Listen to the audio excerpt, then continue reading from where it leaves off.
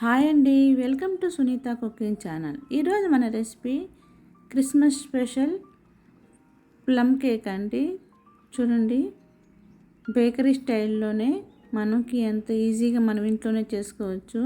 బేకరీకి వెళ్ళాల్సిన అవసరం కూడా ఉండదండి. అంత టేస్టీగా స్పాంజీగా చాలా బాగా వచ్చిందండి. చాలా బాగుంటుంది, ఈజీగా చేసేసుకోవచ్చు. చూడండి ఎంత స్పాంజీగా ఉందో కేక్ అనేది. మీరు కూడా ఇంట్లోనే ఈజీగా నేను చెప్పిన కొలతలతో చేస్తే స్పాంజీగా ఈజీగా చేసేసుకోవచ్చు.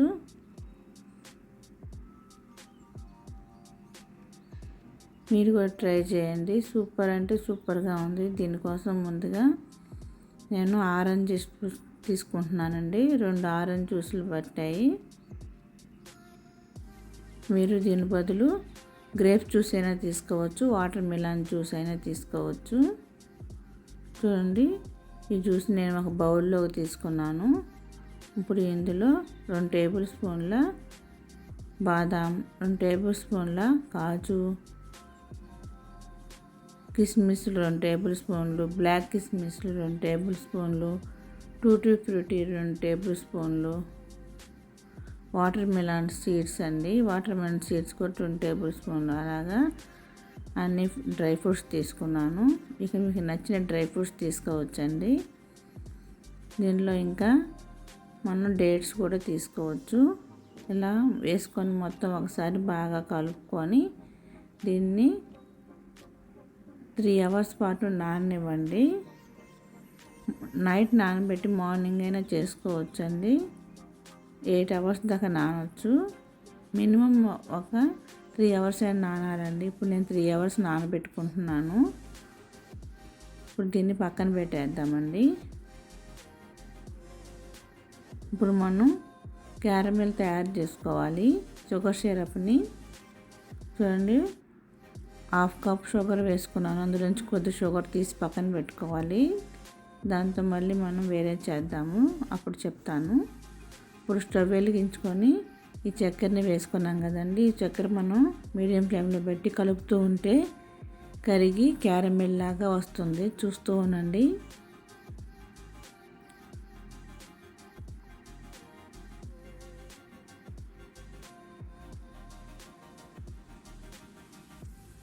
చూడండి, కరిగి ఇలాగా క్యారమెల్ లాగా వస్తుంది.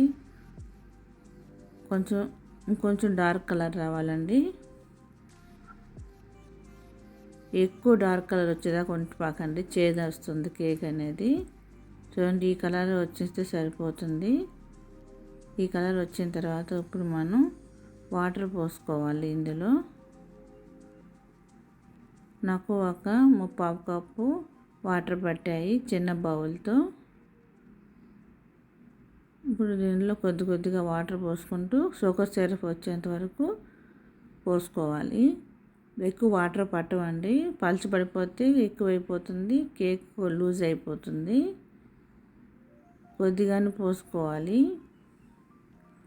చూడండి, కొద్దిగా పోసాను కదా. ఇప్పుడు ఈ వాటర్ లాగా సిరప్ మాదిరిగా వచ్చేసింది కదా, షుగర్ సిరప్ లాగా. ఇప్పుడు స్టవ్ ఆపేసి ఒక బౌల్లోకి తీసుకొని పూర్తిగా చల్లారనివ్వాలి.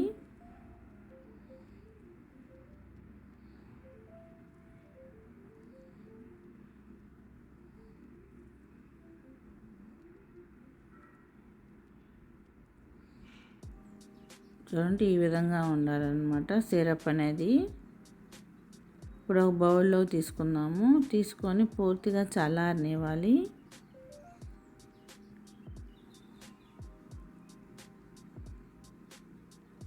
ఇప్పుడు ఒక మిక్సీ జార్ తీసుకున్న మిగిలి ఉన్న చక్కెర వేసుకోవాలి. 2 లవంగాలు, 2 యాలకులు, చిన్నవి 2 ముక్కలు దాల్చిన చెక్క వేసుకొని మెత్తటి పౌడర్లా గ్రైండ్ చేసుకోవాలి. ఇప్పుడు ఇందులో మనం 3 టేబుల్ స్పూన్ల ఆయిల్ వేసుకోవాలి, రీఫైండ్ ఆయిల్. మీ దగ్గర బటర్ ఉంటే బటర్ అయినా వేసుకోవచ్చు. ఒక 3-4 టేబుల్ స్పూన్ల మిల్క్ వేసుకోవాలి, కాచి చల్లార్చినవి. కొద్దిగా వెనిలా ఎసెన్స్ వేసుకుంటున్నాను. వేసుకొని మెత్తటి చూడండి ఇలాగ క్రీమీ టెక్స్చర్లో వచ్చేంత వరకు మనం మిక్సీ పట్టుకోవాలి. ఇప్పుడు దీన్ని కూడా పక్కన పెట్టుకోవాలి. ఇప్పుడు ఒక మిక్సర్ బౌల్ తీసుకొని ఇందులో ఇప్పుడు మనం 1 కప్పు మైదాని ఆల్ పర్పస్ ఫ్లోర్ ఉంది కదండి, అది వేసుకొని 1 టేబుల్ స్పూను మనం కోకో పౌడర్ని వేసుకోవాలి. వేసుకొని జల్లెడ పట్టుకోవాలి. కోకో పౌడర్ అనేది మంచి కలర్, కేక్ అనేది మంచి కలర్ రావడానికి వేసుకున్నానండి. మీ దగ్గర లేకపోతే స్కిప్ చేసేయండి. ఇలా పట్టుకున్న తర్వాత ఇప్పుడు మొత్తం ఒకసారి బాగా మిక్స్ చేసుకోవాలి. ఇలా మిక్స్ చేసుకున్న తర్వాత ఇప్పుడు ఇందులో మనం నానబెట్టుకునే డ్రై ఫ్రూట్స్ ఉన్నాయి కదండి, ఆరెంజ్ జ్యూస్లో అవి వేసేసుకోవాలి.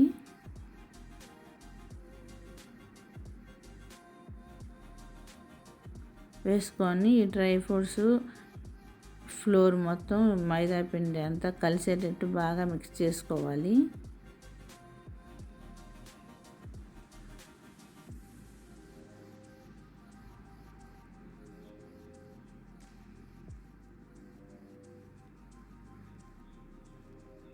చాలా అంటే చాలా టేస్టీగా ఉంటుందండి. ఎందుకంటే మనం డ్రై ఫ్రూట్స్ జ్యూస్ వేసి చేస్తున్నాం కదా, ఈ కేక్ చాలా టేస్టీగా ఉంటుంది.